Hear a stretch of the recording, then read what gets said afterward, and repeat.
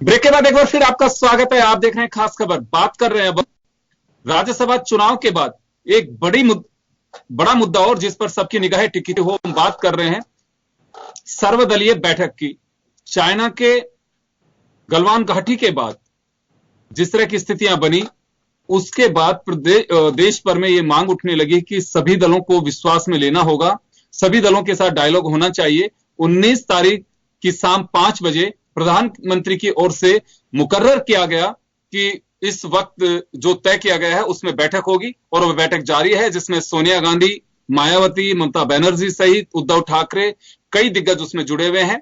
और आम आदमी पार्टी, आरजेडी सहित कुछ पार्टियों को शामिल नहीं किया गया है, जिसमें यह कहा गया है कि जिनके पास सांसद नहीं है उन्हें शामिल नहीं किया जाएगा। तो चलिए, लेकिन इस वक्त की बड़ी खबर है और प्रधानमंत्री सर्वदलीय बैठक ले रहे हैं। और सर्वदलीय बैठक का मजमून क्या रहेगा, क्योंकि 2-3 बातें हैं जिसको लेकर के हम चर्चा करना चाहेंगे। यहाँ पे हमारे पैनल हमारे साथ में जुड़ा हुआ है। हमारे साथ रामपाल जाट भी इस वक्त जुड़ रहे हैं, जो आम आदमी पार्टी के नेता हैं।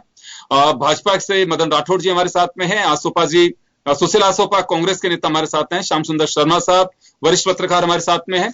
और मैं एक बार सुशील आसोपा साहब आपके पास आना चाहूंगा। सर्वदलीय बैठक से पहले राहुल गांधी 2 मरतबा बात कह चुके हैं। एक बात तो यह कह चुके हैं कि पूरा मुल्क प्रधानमंत्री जी आपके साथ में है, आप कहां छिपे हुए हैं, बाहर निकल के आइए, आप घबराइए मत, पूरा देश आपके साथ है। और दूसरी बात यह कह करके एक बार फिर सियासी पारा चढ़ाया उन्होंने कि निहत्थे जवानों को बॉर्डर पे भेजा क्यों गया। लेकिन एस जयशंकर जो हमारे एक्सटर्नल अफेयर्स मिनिस्टर है, उन्होंने साफ कहा कि निहत्थे जवान जब बिल्कुल नहीं जाते हैं, जब पोस्ट छोड़ते हैं तो उसके बाद उनके पास वेपन्स होते हैं। लेकिन 1993 और 96 नरसिम्हा राव की सरकार के वक्त हमारा जो एग्रीमेंट हुआ वो ये कहता है कि एलएसी पर किसी भी तरह के गोलाबारी नहीं होगी, किसी तरह के वेपन्स यूज नहीं किए जाएंगे। लेकिन कांग्रेस ने एक सवाल खड़ा किया, अन्य लोगों ने भी सवाल खड़ा किया कि ऐसा कैसे हो सकता है कि निहत्थे हों और जब वेपन चलाने की अनुमति नहीं हो तो ऐसे जवान शहीद कैसे हो सकते हैं। इसकी जांच होनी चाहिए। क्या वजह रही कि ऐसी विषम परिस्थितियों में हमने जवानों को भेजा। खैर चलिए, सर्वदलीय बैठक है, प्रधानमंत्री सारी स्थिति से अवगत करा रहे हैं और बता भी रहे हैं कि क्या स्थितियां बनी, क्यों ऐसा बना और आगे क्या करने वाले हैं। तमाम जो चीजें हैं उसको लेकर के चर्चा करेंगे। चलिए, मैं आसोफा साहब आप ही के पास आना चाहूंगा। राहुल गांधी के बयान के बाद उसी दिन 19 तारीख के लिए बैठक मुकर्रर कर दी गई थी, तय कर दी गई थी। सोनिया गांधी उसमें शिरकत कर रही हैं। अभी भी कांग्रेस को कहीं कोई डाउट है? तमाम पहलुओं पर प्रधानमंत्री खुलकर के चर्चा कर रहे हैं। देखिए, मेरे को एक एक बुलेट पॉइंट्स में मैं 5 बातें कहता हूं, एक एक लाइन में जी। राहुल गांधी जी ने सरदार बलवंत सिंह, जिसका लड़का वहां पर शहीद हो गया, जो घायल हो गया, उसका अस्पताल से फोन आया, उसका वीडियो ट्वीट किया आज दोपहर में। वो कह रहा है कि हम 200-250 थे, 300-400 थे और वो 2000-2500 थे और हमारे पास हथियार नहीं थे, बुरी तरह मारे और हम किसी तरह मैं भाग के निकल पाया हूं, तो इसलिए हथियार नहीं थे। ये बात राहुल गांधी जी की उस बयान में आ रही है, उस घायल सैनिक के पिता के बयान में। जयशंकर क्यों कह रहे हैं, ये जयशंकर को स्पष्टीकरण देना है। सर्वदलीय बैठक का जहां तक प्रश्न है, ये बैठक, अब मैं बहुत पीछे ले जा रहा हूं आपको, ये बैठक 19 नवंबर 2019 को होनी चाहिए थी, क्योंकि उस दिन 0 आवर में लोकसभा में एक तापिर गांव है, लोकसभा के सांसद भाजपा से, अरुणाचल ईस्ट से, उन्होंने स्पीकर ओम बिरला के सामने कहा कि ये बात मैं अगर नहीं बोलूंगा तो मैं देश के साथ गद्दारी करूंगा और मीडिया भी जो ये छुपा रहा है वो भी देश के साथ अच्छा नहीं कर रहा है। और यहां तक उन्होंने कहा कि कराची के स्टॉक एक्सचेंज को मीडिया बढ़ा चढ़ा के दिन भर बताता रहता है, लेकिन चीन की कोई बात नहीं बताता। ये भाजपा सांसद ने 19 नवंबर 2019 को कहा और ये कहा कि ये डोकलाम बन रहा है अरुणाचल का मेरा हिस्सा, तवांग का एरिया। उन्होंने बोला कि ये सेकंड डोकलाम बन रहा है। इसका मतलब उस दिन भी डोकलाम जा चुका था, डोकलाम गया, तवांग गया। अगर सर्वदलीय बैठक की भावना विशुद्ध थी तो उस दिन बुलाते। उनके अपने सांसद ने ऑन रिकॉर्ड कहा है, आप सबको मैं नंबर भेज दीजिएगा, मैं वीडियो भेज दूंगा तापिर गांव का। संकट तो तब से चल रहा है, और अगर वर्तमान में आना चाहते हैं आप लोग, तो आज से 2 हफ्ते पहले पनाग ने इतना बड़ा आर्टिकल लिखा, और राहुल गांधी ने, जैसे राहुल गांधी ने 12 फरवरी को, आज उनका जन्मदिन है, मैं उनको शुभकामना देता हूं कि मोदी जैसे फासिस्ट का सामना जीवन भर ऐसे ही करते रहना, और ऐसे फासिस्ट सरकार को उन्होंने कहा है क्या प्रधानमंत्री, इस समय देश के प्रधानमंत्री के ऐसे शब्द प्रयोग कर रहे हैं आप। नेहरू प्रधानमंत्री नहीं थे क्या? अटल बिहारी वाजपेयी ने अक्टूबर में मांग की थी, राहुल गांधी का ज्ञान ही नहीं है, और बोलाई थी, अरे जो माफी मांगनी चाहिए, देश को शर्मिंदा किया है, देश को शर्मिंदा किया है प्रधानमंत्री। 16 आपकी बात पूरी हो चुकी है, आपको ज्ञान का अभाव है, बात पूरी हो गई है। जाना चाहूंगा मदन जी, आपके पास आना चाह रहा हूं। मदन जी, आपके पास आना चाह रहा हूं। सर्वदलीय बैठक प्रधानमंत्री ने कॉल की, और बैठक की तैयारियों के बाद बैठक में जो एजेंडा रखा गया था, तमाम दलों के नेताओं को अवगत करा दिया गया था कि यह बिंदु है, इस पर हम चर्चा करेंगे। और उसके बाद जो मजमून है बैठक का, वह साफ है कि चाइना के साथ हमारी पोजीशन क्या है और आगे स्टेप क्या उठाना चाहते हैं। जो राजनीतिक दलों की डिमांड भी थी, प्रधानमंत्री उस पर चर्चा करेंगे। यह मुद्दा ऐसा है कि हम लगातार जन टीवी की ओर से अपील भी कर रहे हैं कि जो सेंसिटिव इश्यूज हैं, अंतर्राष्ट्रीय मुद्दे हैं, एटलीस्ट उन पे तो राजनीतिक दलों को भरोसा रखना चाहिए कि चुनी हुई सरकार पहले जो रही है वह भी आज भी और भविष्य में भी देश के हित में ही काम कर रही है। उनको तय करना है कि कितना भरोसा किया जाना चाहिए और कितना तोड़ा जाना चाहिए। मैं फिर वही कहना चाहूंगा, सर्वदलीय बैठक को मायने रखती है, उस पर भरोसा करना चाहिए कि अगर प्रधानमंत्री ने कॉल की है तो सतोल पार्टी लीडर्स जो उसमें शिरकत कर रहे हैं, उनसे कोई ना कोई डायलॉग होगा और उस पर चर्चा होगी, गंभीर चर्चा होती है। क्योंकि देश के सामने जो परिस्थितियां बनी हुई हैं एलएसी पर, उससे कैसे निपटा जा सकता है, मुझे लगता है कि सरकार उससे अवगत कराएगी, फ्यूचर प्लान को लेकर के अवगत करा रही है। तो थोड़ा सा हमें भरोसा रखना चाहिए। अगर हम राजनीति करते रहेंगे तो बहुत मुश्किल होगा, इससे को हासिल होने वाला नहीं है। आपके पास आना चाहूंगा, जो अभी बात कह रहे थे, आरोप लगाया आसोपा साहब ने कि तस्वीर सरकार कुछ अलग पेश कर रही है और जो पीड़ित हैं वह कुछ अलग बात कह रहे हैं। देखिए, एक बात आसोपा जी को भी पता नहीं है, और ये राहुल गांधी जी तो पढ़ते नहीं है, ना उनको जानकारी है। और ये जब 1996 में ये समझौता हो गया था, तय हो गया था कि सीमा पर आर्म्स का उपयोग नहीं करेंगे, सब किसी भी प्रकार के, और गोला बारूद का उपयोग नहीं करेंगे। भैया कौन मना कर रहा था आपको? ये आपका राज था, आपका कांग्रेस का शासन था उस समय, उसने जानकारी हासिल कर लीजिए। हो रहे थे क्या हो गया था, समझौता बदलने थे आप? अरे आप ऐसी बातें मत करिए।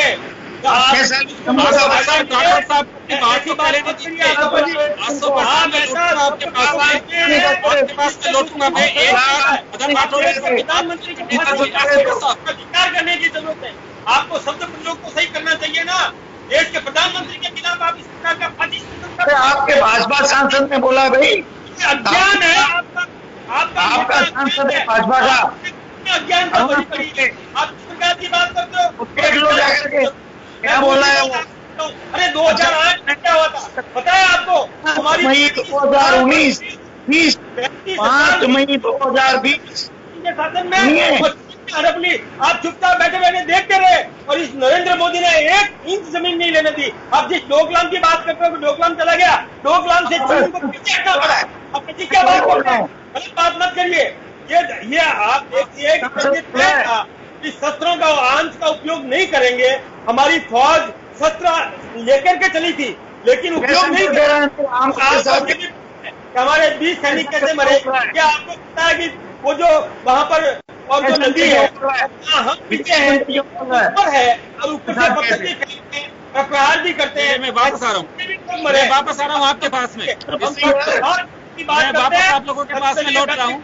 मैं मदन जी आसोपा से वापस आप लोगों के पास लौटूंगा। इस वक्त रामपाल जी जाट आम आदमी पार्टी से हमारे साथ में जुड़े हुए हैं, और इससे पहले मैं बताना चाहूंगा कि बैठक में नहीं बुलाने पर संजय सिंह ने साफ कहा है कि ऑल पार्टी लीडर्स की जो बैठक होती है, तमाम राजनीतिक दलों को बुलाना चाहिए। जो देश की कहीं भी किसी राज्य के असेंबली में वो अपना प्रतिनिधित्व करते हैं, अगर सरकार है या उनके विधायक हैं।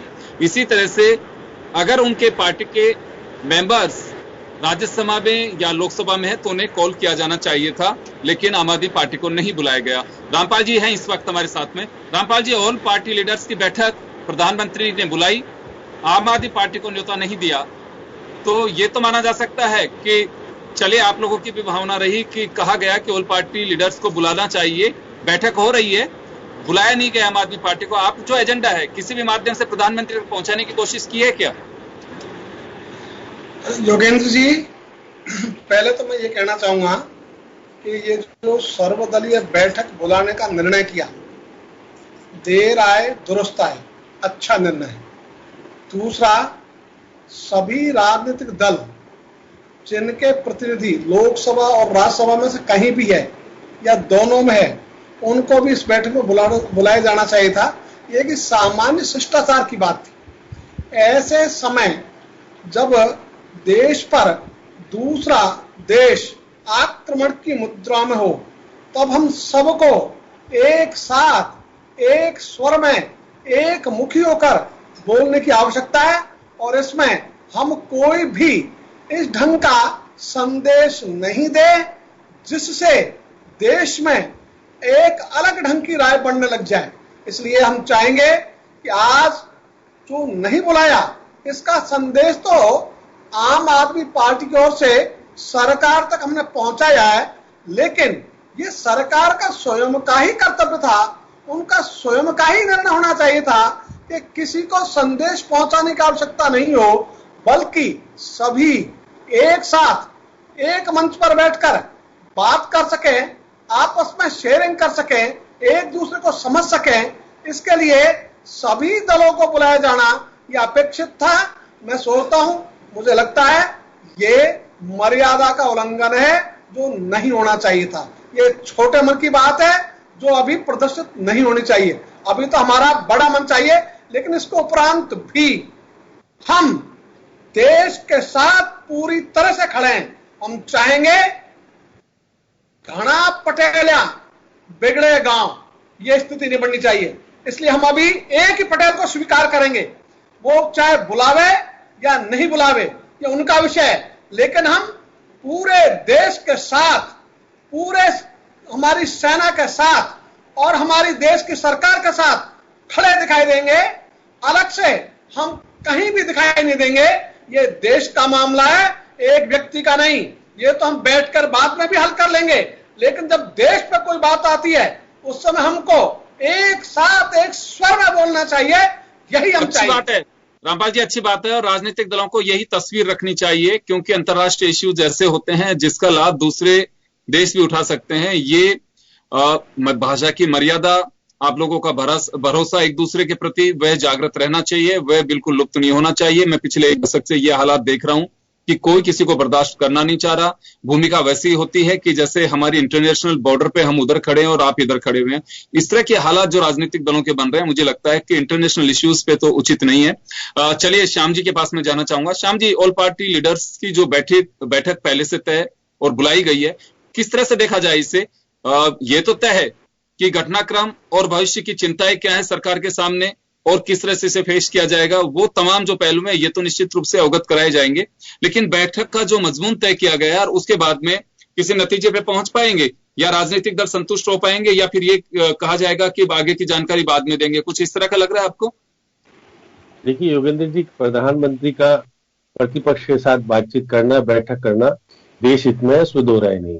अब क्योंकि प्रधानमंत्री जी अभी मैं कह रहे थे कि इन्होंने एक क्राइटेरिया रखा कि जिस पार्टी के 5 सांसद और या राष्ट्रीय पार्टी है उसको उससे कम जैसे काम 5 सांसद नहीं है उसको नहीं बुलाया।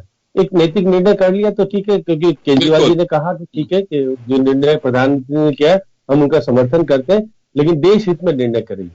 आज प्रधानमंत्री जी ने बातें सारी बताई होगी कि किस स्थिति में क्या क्या है सारी बातें, क्योंकि आज तक अभी 10 लोगों को आज 4 बजे चीन ने छोड़ा है, हमारे सैनिकों को। ये भी बहुत चर्चा का विषय नहीं बना है, आज अभी थोड़ी देर पहले ही का फैसला है। तो क्योंकि बहुत सारी चीजें ऐसी हो रही है कि हमारे देश की, क्योंकि चीन हमारे से बहुत ताकतवर है, क्योंकि हमारी सेना और उनकी सेना में हमारा बजट उनके बजट में 5 गुना अंतर है।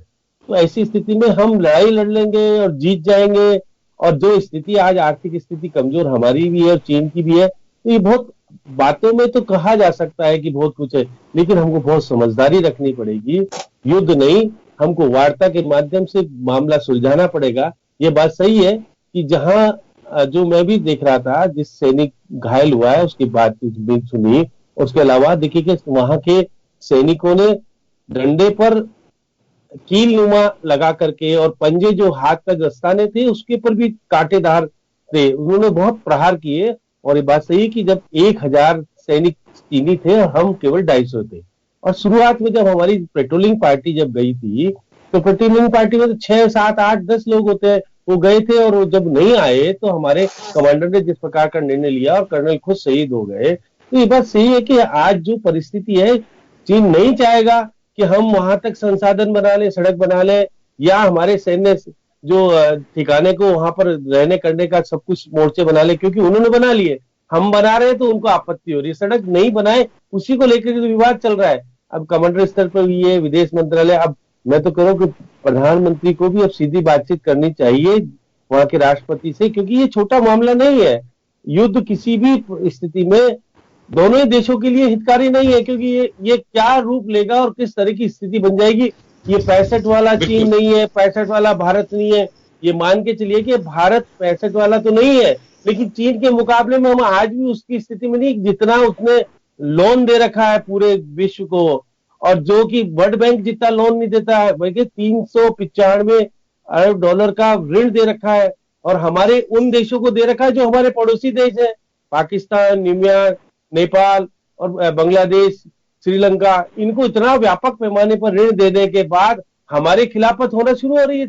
हमारे से बहुत कमजोर स्थिति के देश भी आज सामने खड़े हुए। इसलिए निश्चित रूप से आप प्रधानमंत्री जी को बधाई देनी चाहिए कि उन्होंने हिम्मत की। और आज सोनिया गांधी भी जुड़ी है, ममता बनर्जी भी जुड़ी है, शरद पवार भी जुड़े हैं। आप देखिए 3-4 मुख्यमंत्री जो पूर्व रहे हैं और पार्टी के अच्छे हैं, देखिए तेलंगाना के मुख्यमंत्री भी जुड़े हैं। तो ये कुछ न कुछ ऐसी चीज आएगी। और कोई भी देखिए विपक्ष चाहे भले कुछ भी बयान दे दे, कुछ भी करे, लेकिन राष्ट्र के हित में एक निर्णय होगा। प्रधानमंत्री जी निर्णय करेंगे, प्रतिपक्ष सामने खड़ा होगा कि प्रधानमंत्री जी आप आगे बढ़िए, हम सब साथ हैं। ये हमारा देश का पहले भी हुआ था और आज भी पाकिस्तान के जब हुआ था, उन्होंने जब किया था तो सबने कहा था हम सब आपके साथ हैं। तो आज भी चीन के खिलाफ सरकार, केंद्र सरकार या प्रधानमंत्री जी जो भी निर्णय करेंगे, जो 20 लोग बिल्कुल प्रतिपक्ष, बिल्कुल श्याम जी, वही मैं कह रहा हूँ। श्याम जी, वही मैं कह रहा हूँ कि ये राजनीतिक दलों को तय करना है। आप लोगों को भरोसा रखना चाहिए, चुनी हुई सरकार निश्चित रूप से उसकी अपनी जवाबदेही होती है। पिछले 1 दशक से राजनीतिक दलों का ये सब्र टूट रहा है, जिसे बनाए रखना बहुत जरूरी है। ये मुझे लगता है कि बड़ा दुर्भाग्य भी है कि भरोसा टूट रहा है और भरोसा किया नहीं जा रहा। हम उन दूरियों को दूर नहीं कर पा रहे हैं, इन दरारों को बढ़ाते जा रहे हैं, जो मुझे लगता है कि लोकतंत्र और देश के हित में नहीं है। बिल्कुल आप सवाल पूछिए, सरकार से पूछा जा सकता है, सरकार की जवाबदेही बनती है। और पहले भी यही स्थितियां थी। बहुत अच्छे से ध्यान है, प्रधानमंत्री नरेंद्र मोदी जी जब गुजरात के मुख्यमंत्री थे 2013 में, चाइना को लेकर, पाकिस्तान को लेकर के मनमोहन सिंह सरकार को घेरा करते थे। और उस वक्त ऐसा था कि बिल्कुल जैसे सरकार कुछ नहीं कर रही है। वही आज ये कहें कि चक्र घूम चुका है। प्रधानमंत्री जी नरेंद्र मोदी हैं, कांग्रेस प्रतिपक्ष में है, जवाबदेही इस वक्त सरकार की है और प्रतिपक्ष सवाल उठा रहा है। तो मुझे लगता है कि यहां सवाल उठाइए, प्रतिपक्ष की मजबूती होना भी बहुत जरूरी है, लेकिन सरकारें अगर कुछ कर रही हैं तो वह भरोसा रखना चाहिए। आज चाइना के साथ में स्थितियां बन रही हैं। बीजेपी कहती है कि पंडित नेहरू के जमाने से ये सब चीजें, हालात अगर उसी वक्त सॉर्ट आउट होता तो आज ऐसे हालात नहीं बनते। ये अगर बार बार ये सब चीजें कही जाएंगी तो मुझे लगता है कि ये ऐसा लगता है कि ये कोई सॉल्यूशन नहीं है। हम केवल यही कहते रहे कि उस वक्त ये था और आज ये है। ये मुझे लगता है कि इससे कोई सॉल्यूशन होने वाला नहीं है। हमें तहकीकात करनी चाहिए, मुद्दे की डेप्थ में जाना चाहिए और उसे समझने की कोशिश की जानी चाहिए। जो विशेषज्ञ हैं उनसे राय लेनी चाहिए कि अब इस संकट या जो परिस्थितियां हैं हम इनका मुकाबला कैसे कर सकते हैं। ये बड़ी बात यह है। और मुझे लगता है कि ऑल पार्टी लीडर्स की जो बैठक है उसमें प्रधानमंत्री ने निश्चित रूप से खुलकर के विचार में मांगे होंगे, उनसे सलाह ली होगी और उनको अवगत भी कराया गया है कि सरकार के जो स्टेप्स लिए गए हैं वह ये है। एक बार फिर मैं आसोपा जी के पास जाना चाहूंगा। आसोपा साहब, आपके पास आना चाहूंगा। समय थोड़ा कम है मेरे पास में, मैं सभी को एक बार दोबारा टच करना चाहता हूं।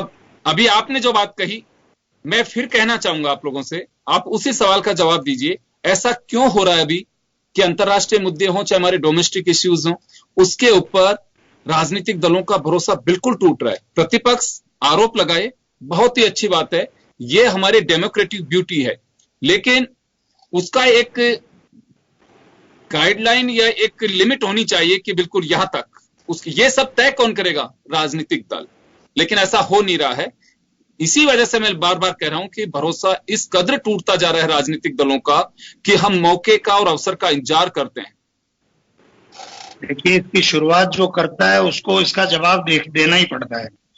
नरेंद्र मोदी जी ने रेवाड़ी की सभा में कहा था, जनरल वीके सिंह उस सभा में थे चुनाव में, कि समस्या मित्रों सीमा पर नहीं है, समस्या दिल्ली में है। अब अगर चीन ने हमला किया, उरी में 16 सैनिक मारे गए थे, आप भूलिएगा मत, उरी में 16 सैनिक मारे गए थे, अब आपके 20 मारे गए हैं और कुछ घायल हैं। मैं ये पूछ रहा हूं कि सर्वदलीय बैठक इस संकट के आने के बाद हुई। आपने मेरे तापिर गांव की बात पे बीच में राठौड़ साहब ने कह दिया, मैं इसी सर, एक मिनट मैं आपके हाथ जोड़ रहा हूँ, मुझे एक सेकंड कर दीजिए। गलवान, ये जो नदी है सर, ये लद्दाख, मैं बड़ी गंभीर बात कह रहा हूँ भाई साहब, आपको गंभीर बात कह रहा हूँ। ये जो गलवान नदी है, ये जो कॉरिडोर है लद्दाख वाला, इसके दक्षिणी भाग में 5 मई को एक घटना और हुई थी इससे गंभीर। उसमें कर्नल विजय राणा के इतनी जानलेवा चोटें आई है, वो आज भी हॉस्पिटल में है मिलिट्री की। ये आज तक हमारे देश के अखबार में नहीं छपी, मीडिया में नहीं छपी। मैं ये भरोसा क्यों नहीं होता है कि 5 मई और आज हम खड़े हैं 19 जून। आपको भी शायद मालूम नहीं हो, आप सर्च कर लेना, कर्नल विजय राणा पे को चीन वाले सैनिकों ने मारा और वो मिलिट्री हॉस्पिटल में है। ये सर्वदलीय बैठक तब होनी चाहिए थी, कोई बात नहीं। पर मैं ये कह, सर्वदलीय बैठक का स्वागत है, प्रधानमंत्री के साथ हैं, उनके पीछे हैं, यही होना चाहिए। चलिए आसोबा साहब, मैं मदन जी के पास जाना चाहूंगा। टाइम बहुत कम है आसोबा साहब, टाइम बहुत कम है। मैं माफी चाहूंगा आपसे। 4 सेकंड समय का अभाव है। 4 सेकंड। प्रधानमंत्री अपनी कैबिनेट से चर्चा करते हुए दिखाई नहीं देते हैं, इसलिए सर्वदलों से बात की का सम्मान करेंगे। आपके पास आना चाहूंगा मदन जी, आपके पास आना चाहूंगा, आपके पास आना चाह रहा हूं। मैं आपसे जानना चाह रहा हूं कि सर्वदलीय बैठक करा रहे हैं, बहुत अच्छी बात है, होनी चाहिए, परंपरा नहीं टूटनी चाहिए, पहले भी होती रही है। लेकिन यहां एक बड़ा सवाल है जो आसोबा साहब से भी मैंने पूछा, चुनी हुई सरकारों से भरोसा राजनीतिक दलों का आपसी में क्यों टूट रहा है? विजय राणा का जवाब दिलाइएगा। विजय राणा का आज सबसे बढ़िया बात मुझे रामपाल जी की लगी, यह है राष्ट्रीय चरित्र। ऐसा राष्ट्रीय चरित्र का अभाव है।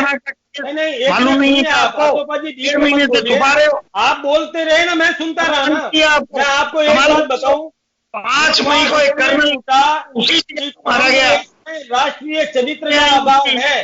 कांग्रेस करेगी, बहुत अच्छी बात करेगी, हमको बुलाया, लेकिन हम साथ में हैं।